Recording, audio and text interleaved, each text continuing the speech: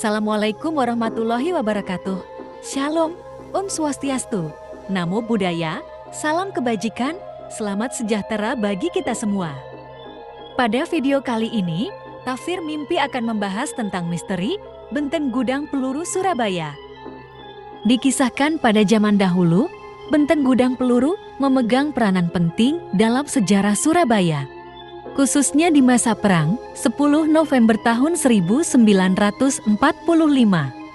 Benteng ini adalah konstruksi bersejarah yang dibangun pada tahun 1900 di pesisir pantai Kenjeran, Surabaya dan menjadi sebagian warisan dari masa penjajahan Belanda. Selain berfungsi sebagai gudang senjata dan amunisi, bangunan ini menjadi saksi bisu perang di Surabaya pada 10 November tahun 1945 yang dalam sejarah Surabaya dikenal sebagai Hari Pahlawan.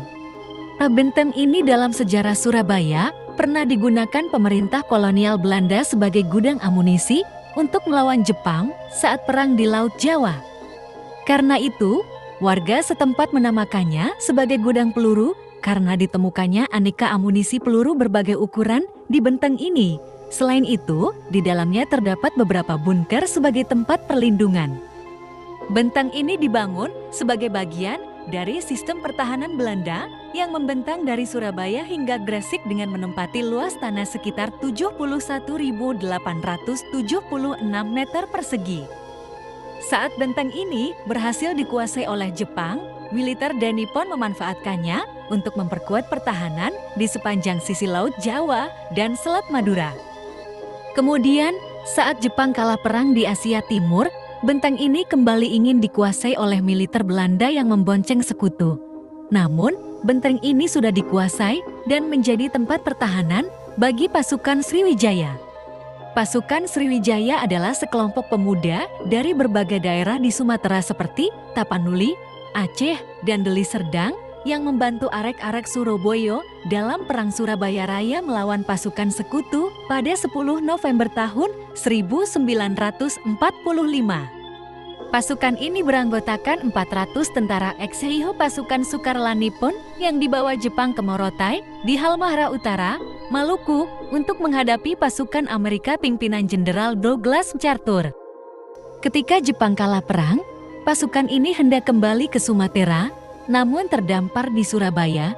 Pimpinan pasukan ini yakni Jansen Rambe, kemudian diajak bergabung dalam perang di Surabaya oleh Letkol dari Wiliater Hutagalung.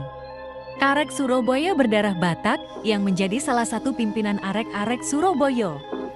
Dengan keahliannya mengoperasikan meriam-meriam Jepang di Morotai, pasukan ex-Heiho langsung phone in dengan meriam-meriam Belanda yang ada di benteng gudang peluru. Sebagian dari pasukan ini kemudian gugur di benteng ini karena dibombardir oleh pasukan sekutu dari laut dan udara. Peran vital pasukan ini terletak pada upaya mereka dalam melindungi kemerdekaan Indonesia yang terancam oleh kedatangan militer Belanda yang membonceng sekutu. Dikisahkan pula benteng gudang peluru yang berada di Surabaya ini menyimpan banyak misteri di dalamnya.